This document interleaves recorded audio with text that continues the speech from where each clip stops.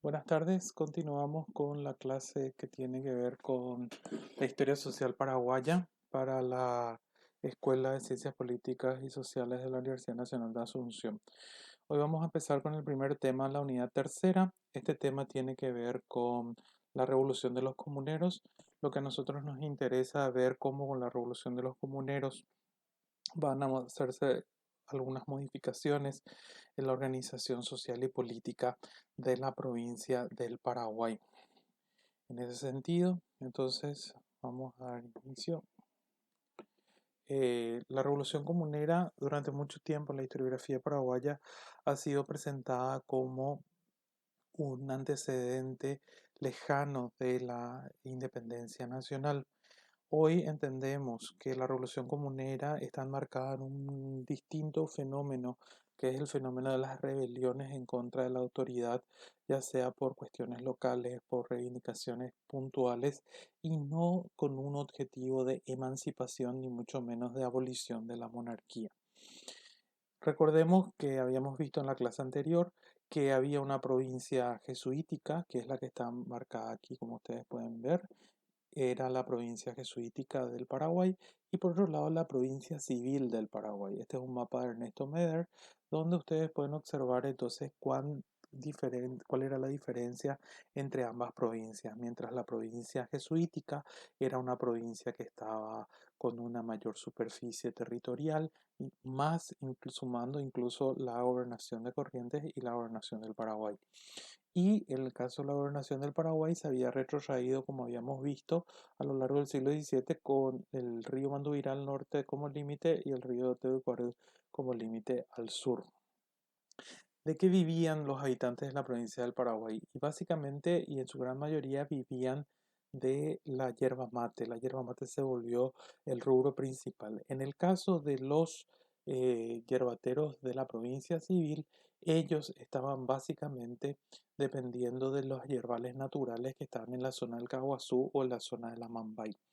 En cambio, los pueblos jesuíticos que también exportaban yerba mate con el propósito de pagar esa encomienda al rey, como habíamos visto en las clases anteriores sobre las misiones jesuíticas, entonces ellos habían descubierto, gracias al padre Asperger, cómo cultivar la yerba mate. Entonces ellos tenían sus cultivos de yerba mate muy cerca de sus pueblos, por lo tanto sus costos de producción eran mucho menores y por lo tanto su yerba mate era mucho más barata que la yerba que vendían los asuncenos. Obviamente no abastecía la totalidad del mercado bonaerense, pero sí constituía una bastante importante competencia y eso es lo que fue generando en distintos momentos esos resquemores del vecindario asunceno con los jesuitas, que de alguna manera también va a visualizarse durante el proceso de la Revolución Comunera. La expansión hacia el este y hacia el sur y hacia el norte de la provincia comienza con el siglo XVIII. El siglo XVIII es un siglo de muchos cambios, no solamente en la provincia del Paraguay, sino que en todo el imperio español. Esos cambios se dan básicamente por el cambio de la dinastía. Los Austrias, que venían gobernando desde comienzos del siglo XVI, el último de los Austrias, Carlos II el Hechizado, muere sin dejar un heredero directo y nombra como heredero a la corona española al nieto de su hermana, a Felipe d'Anjou.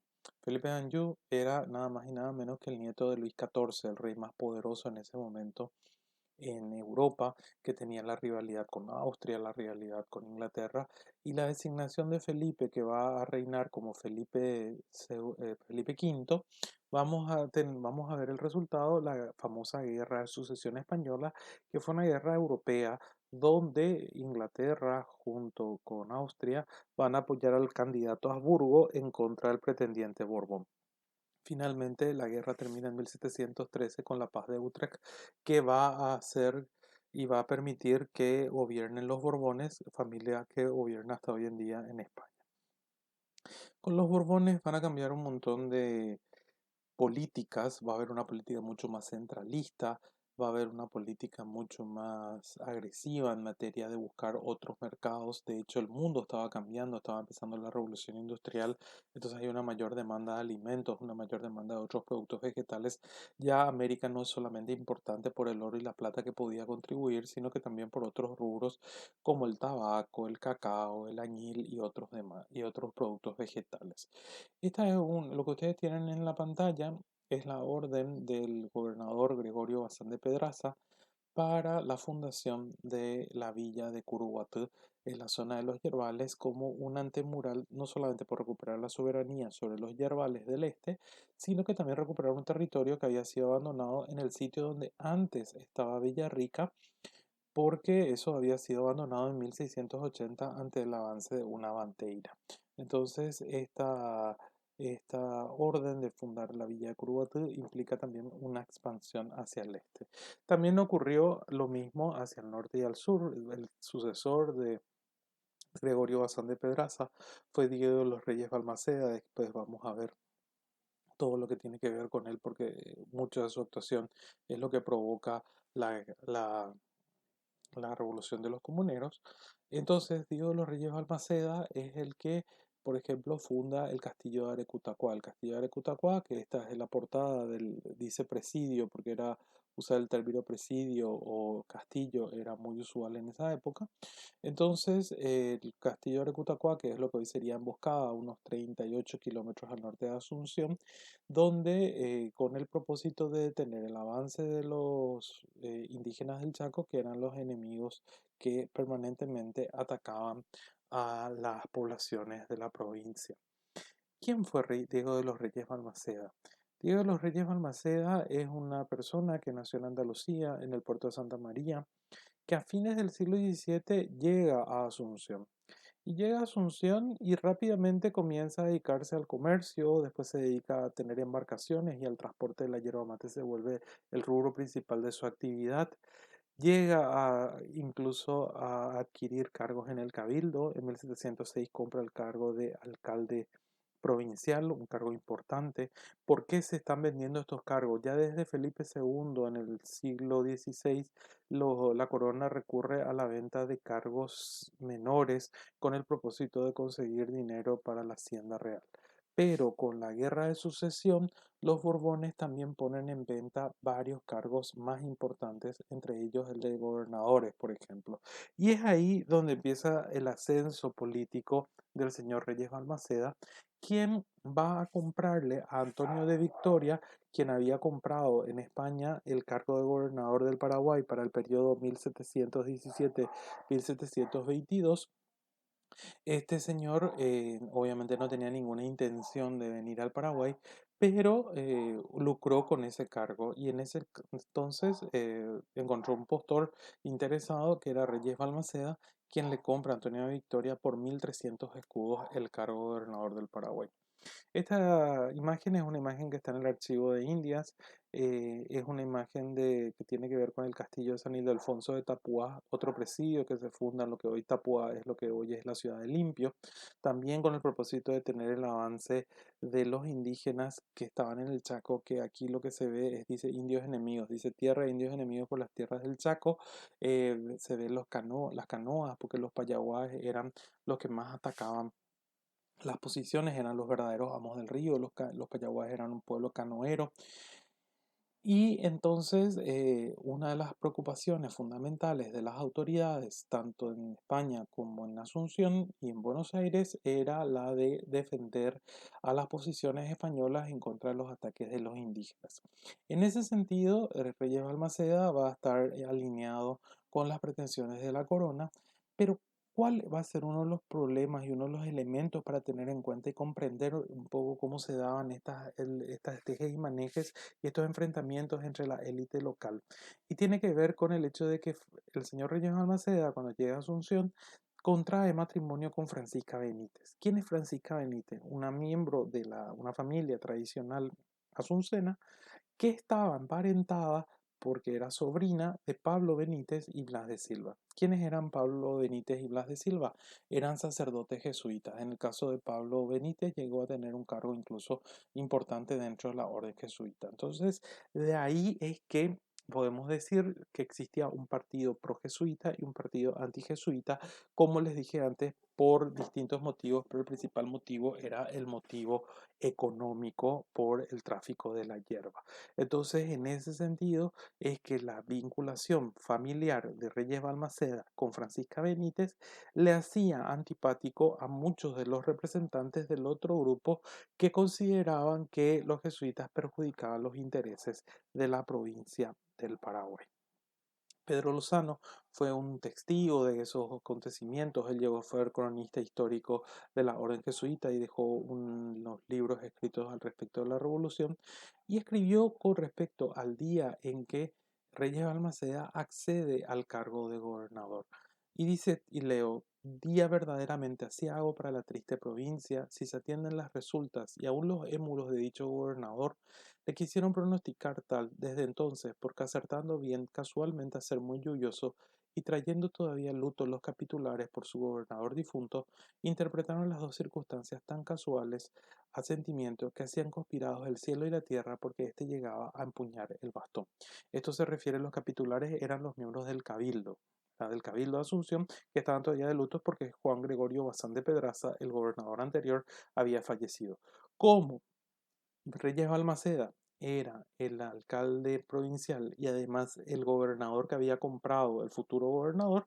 Entonces, a la muerte de Bazán de Pedraza no hizo falta esperar que llegue un sucesor, sino que directamente el señor Reyes Balmaceda accede al cargo. ¿Qué es lo que ocurrió? Ocurre que Blas Garay, uno de los primeros historiadores paraguayos, escribe lo siguiente: se hizo Reyes odioso, persiguió a los que no le miraban bien, y especialmente al regidor y general don José de Ábalos y Mendoza, más viendo que los méritos y prestigio de éste le hacían peligroso enemigo, quiso atraerlo a su partido y le ofreció la lugartenencia del rey, que fue secamente rechazada. El gobernador, lastimado del desaire, no se contuvo ya en sus arbitrariedades. Ábalos y Mendoza era uno de los hombres más prestigiosos de la provincia, era general de las milicias provinciales, era un gran terrateniente. Imagínense que el pueblo de Villarrica en 1580 le compra, perdón, en 1680 le compra a él las tierras para poder asentarse en la zona del actual Guairá.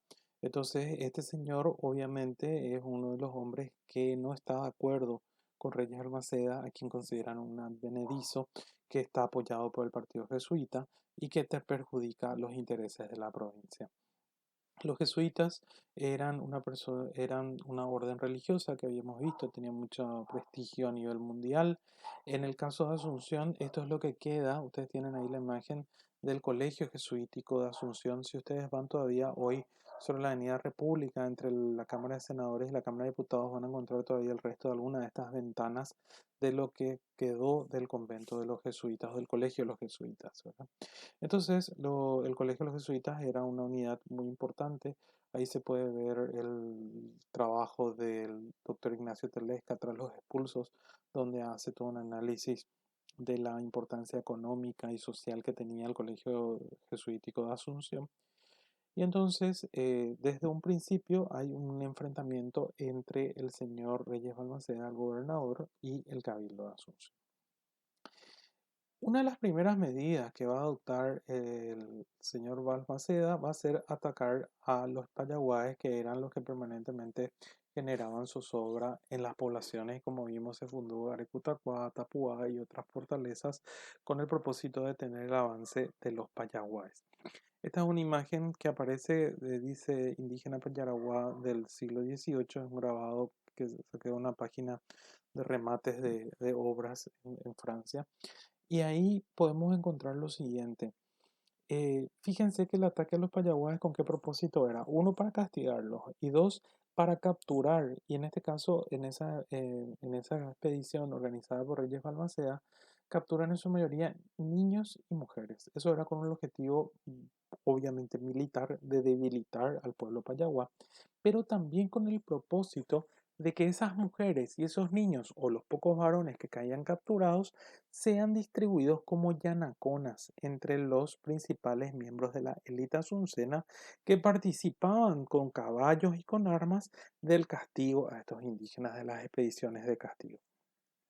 ¿Qué era un indígena yanacona? Un yanacona o el yanaconazgo era una institución que venía de la época de los incas y que era un sistema de esclavitud. Ese sistema de esclavitud que hacía que estos indígenas sirvan por el resto de sus días a los españoles como esclavos en sus casas. Entonces, a diferencia de la encomienda que tenía un tiempo y los indígenas se jubilaban de ese servicio, el yanaconazgo era un servicio para toda la vida.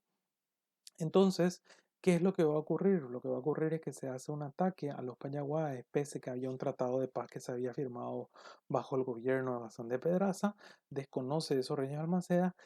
¿Y qué es lo más grave? Cuando llegan con los 80 prisioneros payaguáes a Asunción, en vez de hacer lo que usualmente se hacía, que era repartir entre los que participan de la expedición, que obviamente a sabiendas de ese futuro premio participaban, el gobernador Reyes Balmaceda decide entregarle todos los indios capturados a los padres jesuitas. Eso obviamente genera una queja general de parte del cabildo. Lo que va a ocurrir entonces es que a partir de ahí comienzan a haber una serie de críticas a la forma de gobernar de Reyes Balmaceda. Él se vuelve cada vez más tiránico. El 14 de septiembre de 1719 ordena la prisión de Ábalos y Mendoza y su yerno, Antonio Ruiz de Arellano, estaba en camino a Charcas. ¿Qué era Charcas? Charcas es lo que hoy es la ciudad de Sucre, en Bolivia, que era la sede de la Audiencia de La Plata. La audiencia era como la Corte Suprema de Justicia, donde iban los miembros del Cabildo a presentar su queja contra el gobernador. Ábalos y Mendoza es arrestado y enviado al castillo de Arecutacuá a ser prisionero, a pesar de su edad y sus condiciones. Se le confiscó todos sus bienes, al igual que a su yerno Ruiz de Arellano. También va a estar eh, en el, entre los castigados José de Urrunaga, también un miembro del Cabildo, un hombre importante. Entonces nos encontramos con que Reyes Balmaceda está comenzando a actuar despóticamente contra sus rivales políticos. ¿De qué le acusaba el Cabildo de Asunción al gobernador Reyes Balmaceda? Y los cargos que se presentaron ante la audiencia de Charcas fueron 6. Primero, haber asumido la gobernación sin dispensa de naturaleza. Haber impuesto en su beneficio el servicio personal de indígenas pese a estar prohibido por las ordenanzas de Alfaro. Aquí hay un poco de hipocresía por parte de los miembros del Cabildo porque a pesar de que las ordenanzas de Alfaro prohibían el servicio personal ya exagerado y los abusos contra los indígenas, esa era una costumbre de la que participaban todos, inclusive los que eran miembros del Cabildo. Injusta guerra a los payaguajes, como les había dicho, era usual hacer esas guerras, pero después del Tratado de Paz con Bazán de Pedraza, firmado por los caciques payaguajes, entonces se consideró que fue injusta la guerra. Haber establecido impuestos nuevos, había establecido una serie de contribuciones, supuestamente con el propósito de organizar la defensa de la provincia, trabas para las actividades comerciales. Esta acusación es básicamente de que Reyes Balmaceda daba prioridad a los permisos para exportación de yerba mate a los que contrataban sus barcos. Quienes no contrataban sus barcos, entonces, o los de sus socios, no se les daban los permisos, por lo tanto estaban diciendo que eso era una manera de trabar las actividades comerciales. Y por último, que es el cargo que le vuelven a hacer cuando intenta evitar que Ruiz de Arellano llegue a la Audiencia de La Plata con la correspondencia y ahí usa todos sus contactos a través de los tíos de su señora y de la orden jesuita para tratar de detener la llegada de estos cargos a la audiencia de Charcas. Entonces, de esa manera, este señor eh, va a ser acusado de estos cargos ante la audiencia. Fíjense que esto empieza más o menos hacia 1719. Obviamente las comunicaciones eran mucho más lentas, cruzar las cordilleras había que esperar la primavera o el verano, porque en invierno era prácticamente imposible, porque por la nieve se llenaban los pasos, y entonces eso hacía que demore mucho la respuesta por parte de las autoridades. Finalmente, el 23 de julio de 1721 se apersona en la ciudad de Asunción este señor que está en este cuadro, el don José Antequera y Castro, un panameño que era miembro de la audiencia de Charcas con el cargo de oidor. ¿Qué era el oidor? El oidor era el que escuchaba, era un juez que formaba parte de la audiencia. Entonces, este señor viene en carácter de juez pesquisidor. ¿Qué era un juez pesquisidor? Cuando había una denuncia como la que se había formulado contra el gobernador del Paraguay, don Diego de los Reyes Balmaceda, la audiencia ordenaba una pesquisa, ¿verdad? Que era un juicio sumarísimo encargado a un juez pesquisidor para corroborar efectivamente si las denuncias eran ciertas o no. Ese era el trabajo del juez pesquisidor. En este caso, Reyes Balmaceda comienza los procesos de la pesquisa más o menos a fines de agosto de 1721, luego de entender más o menos cómo funcionaba la provincia y conocer bien los elementos con los que estaba trabajando.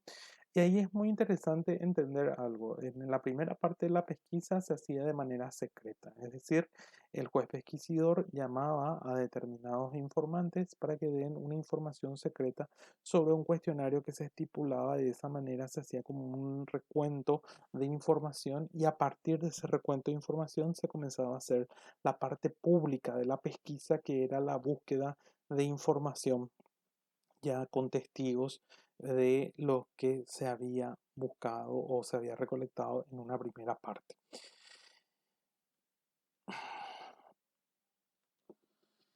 Bien, ¿qué es lo que va a ocurrir con la llegada de Antequera? Obviamente se alteró toda la provincia. Lozano, en su descripción, dice: los que dispusieron la pesquisa a su modo, luego que el juez empezó a desenvolver la tela de los capítulos contra el gobernador, este noticiado ya de todo, por no dar lugar a sus émulos con su ausencia, a que más libremente le calumniasen, a que le malquistasen con el juez, trató de volverse cuanto antes a la Asunción, pero era ya tardío el remedio, porque sus enemigos estaban totalmente apoderados de Antequera, en quien experimentó en su recibimiento ciertos desaires, y aquel otro día de su llegada le suspendió de su gobierno y mandó salir desterrado a un pueblo de indios llamado San Lorenzo de los Altos, que dista 16 leguas de la capital. Ese pueblo es lo que es Altos, hoy cerca de Caacupé. Esta es la firma que está en un documento del Archivo Nacional de Asunción de José Antequera y Castro, ya en su función como gobernador. Y entonces, ¿qué es lo que va a ocurrir? Lo que va a ocurrir es que Antequera y Castro confirma con las pesquisas realizadas que efectivamente los cargos levantados en contra de Diego de los Reyes Balmaceda son ciertos. Y que esos cargos deben ser, obviamente, ratificada la destitución del gobernador.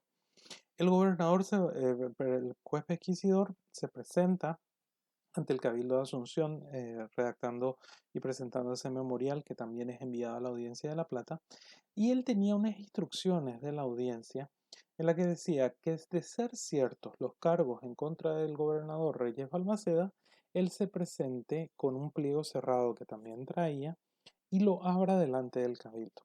Ese 14 de septiembre de 1721 se abre ese pliego y en ese pliego la Audiencia de La Plata designaba a José de Antequera y Castro como gobernador del Paraguay en caso de comprobarse los delitos cometidos por Reyes Balmaceda.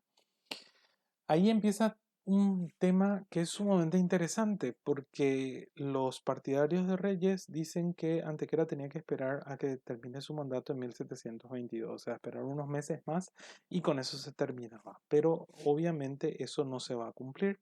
Reyes de Balmaceda va a escaparse y va a escaparse a la zona de Corrientes y va a comenzar a mover sus influencias para ser repuesto en el cargo. Y ahí obviamente su parentesco y su cercanía política con la orden jesuita va a ser fundamental para que él pueda mover todos sus contactos, tanto en Buenos Aires como en Lima, que era la capital virreinal, para lograr ser repuesto.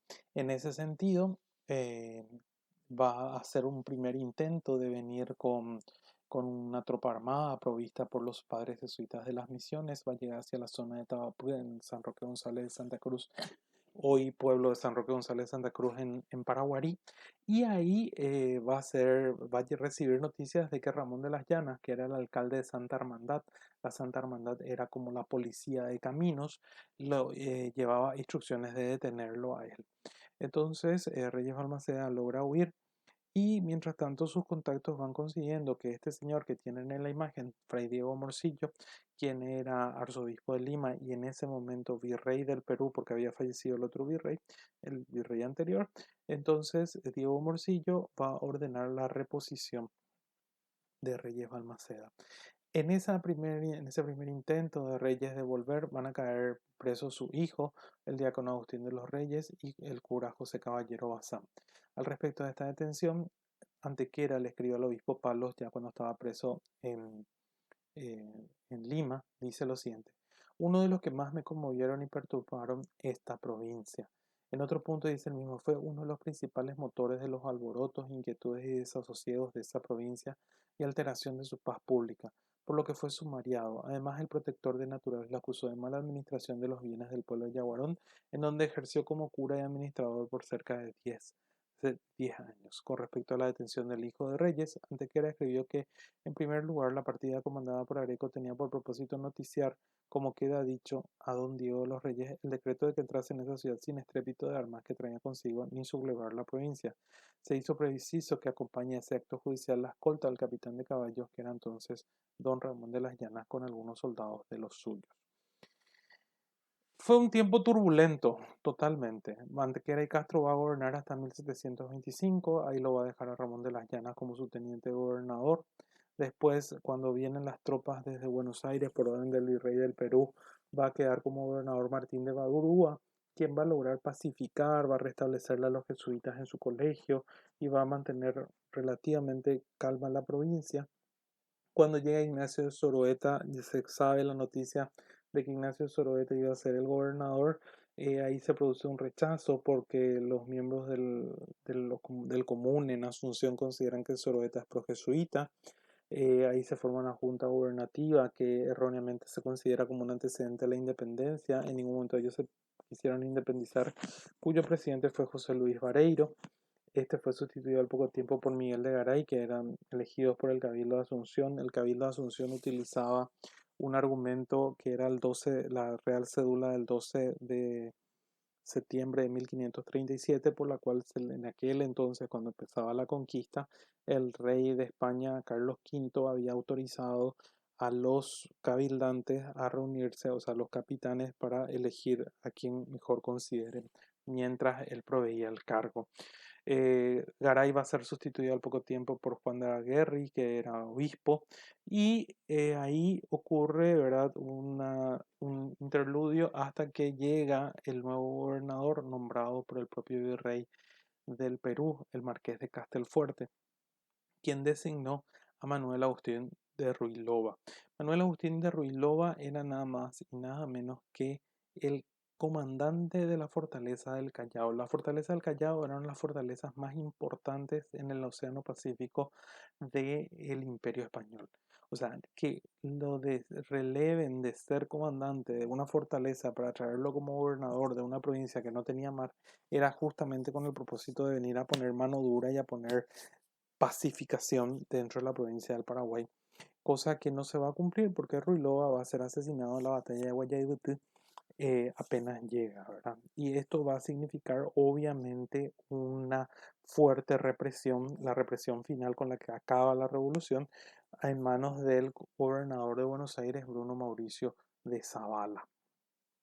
Los combates que hubo a lo largo de esta revolución de los comuneros, porque a veces tenemos la idea de que para hacer una revolución tiene que ser permanentemente violenta. O sea, hubo pocas batallas, salvo ese incidente de Tabapú anterior con Reyes Balmaceda. Después va a venir con tropas de justamente de milicias venidas de las provincias, de la provincia jesuítica, milicias guaraníes.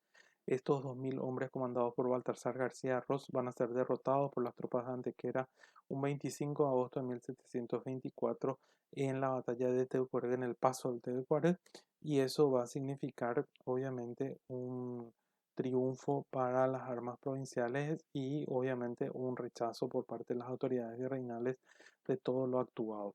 Antequera, en 1725, como vimos, le deja a Ramón de las Llanas como su teniente de gobernador y se dirige hacia Charcas con el propósito de rendir cuentas a la audiencia de lo actuado y de esa forma también pretende justificarse y ser validado.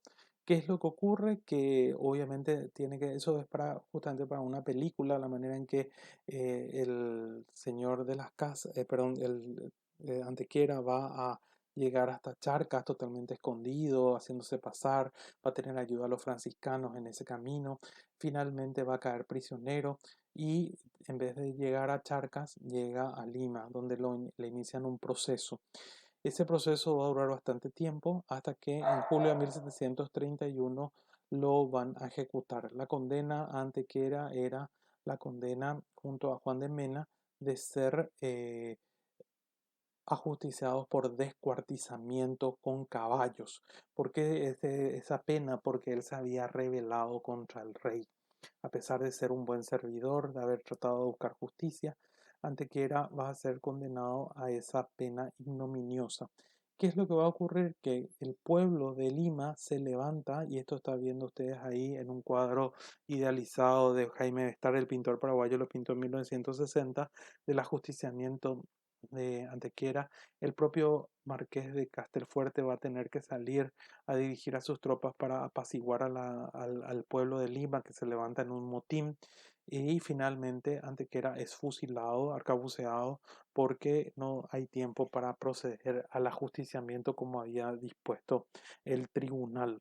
Eh, unas sobrinas de Antequera en 1765 más o menos piden al rey Carlos III un restablecimiento de Antequera de su honorabilidad y de que fue un leal servidor de la monarquía y eso finalmente se dio una vez que se revisó todo lo actuado en el caso de Antequera, pero esa ya es otra historia, ¿verdad? Entonces, cuando llega la noticia del ajusticiamiento de Antequera en julio de 1731, llega la noticia de Asunción más o menos entre fines de 1732 y comienzos del 33. Después llega ya está viniendo, obviamente se avisaba por a través de estafetas que está llegando el nuevo gobernador, se sabe quién es él y las tropas salen a enfrentarlo al gobernador, unos 500 comuneros salen a enfrentar a las personas que acompañaban al gobernador Ruiloa y en la zona de Guayaquil, cercanías de Yaguarón, se produce ese combate donde es asesinado, o sea, donde pierde la vida el gobernador Ruiloa. Finalmente, eso hace que reaccione la corona, el Castelfuerte ordena una fuerte represión y le encarga personalmente al gobernador de Buenos Aires, Bruno Mauricio de Zavala, que proceda a esa represión. El combate se produce en Tabapú el 14 de marzo de 1735. Las tropas de los comuneros eran solamente 226 y en cambio, fíjense la magnitud del ejército que envía el rey, o sea, el virrey del Perú, 6.000 indígenas de las misiones más otros soldados acompañan a Bruno Mauricio de Zavala para apagar totalmente la revolución y reprimir a la revolución.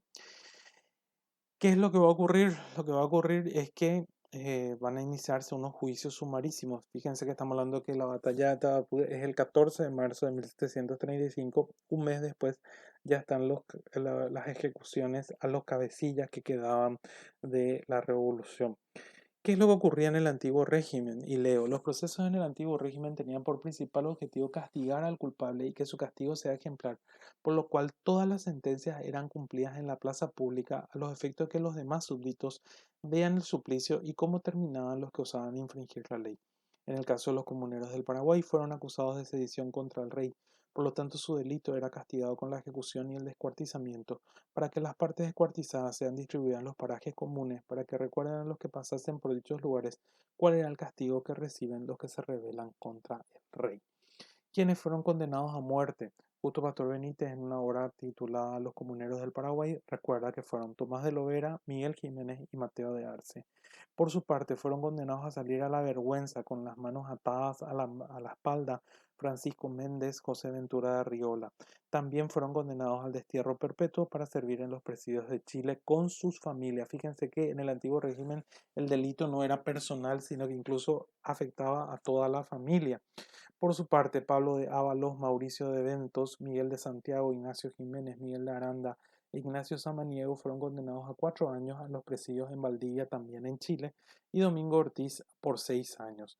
Por su parte, Pedro Villalba, Pedro de Candia y José Mendoza fueron condenados a 6 años también y Pascual Pereira a 4 años, al igual que Francisco Simón Ramírez. Por su parte, Diego González recibió una pena bastante leve porque fue condenado solamente a ser confinado en Gurugatú en el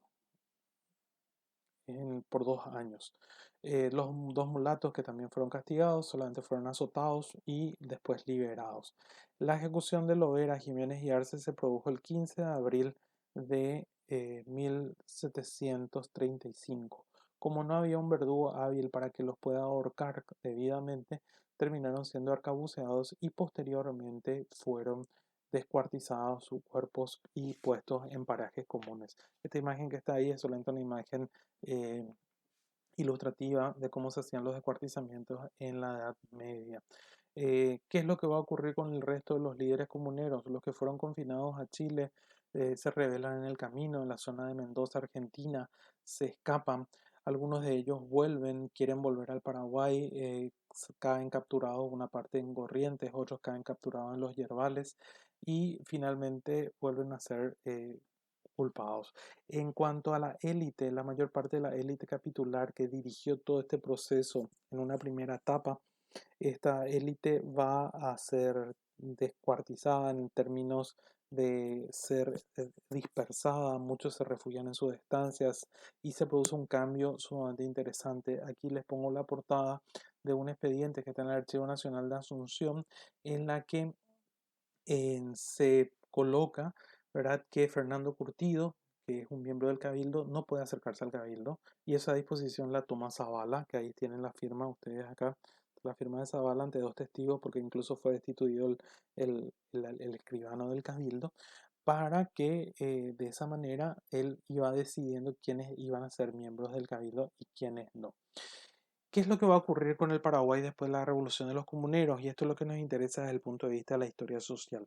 Nos interesa mucho porque este es un mapa que nos muestra cómo va a comenzar un proceso de expansión. Habíamos visto que ya se había fundado Curubatú, que había una serie de presidios al norte. Entonces comienza a haber una mayor expansión frente a los ataques mayáes, que era un pueblo ecuestre que permanentemente atacaba, que incluso atacó hasta la época del siglo XIX, pero incluso en la época independiente, pero en este caso iban paulatinamente ocupándose territorios. A la par que hay una ocupación de territorios por parte de la provincia civil, se produce obviamente con el triunfo de los jesuitas. Este es un mapa extraído del libro Origen de Pueblos de Alfredo Viola, donde se ve que los jesuitas reciben más tierras: San Joaquín, San Estanislao, Belén. Este es un tema que va a hacer que en la última parte el historiador argentino Juan Carlos Barabaglia, quien estudió el tema del tráfico de la yerba mate, hace un capítulo sobre el tema de la revolución de los comuneros y cómo efectivamente en esa última parte de la revolución de los comuneros pierden protagonismo los miembros de la élite que están peleándose por el comercio de la yerba, por la mano de obra indígena, y aparecen lo que Martín de Barúa habla de que cuando él estaba por dejar el gobierno, como unos 300 cabichuelos de los que me quieren bien, dice en un documento del Archivo de Indias, vinieron a pedirme que me quede a gobernar. Esos cabichuelos, ¿quiénes eran? Eran los cabos de compañía, los que dirigían todo el servicio militar. Hay que recordar que todos los vecinos varones entre los 15 y los 55 años hacían un servicio militar cada 2 meses de custodiar justamente esos presidios o fortalezas a lo largo del río. Estos tenían esa carga pesada del servicio militar y tenían que otra vez alquilar tierras para poder cultivar y de esa manera poder darles de comer a sus familias.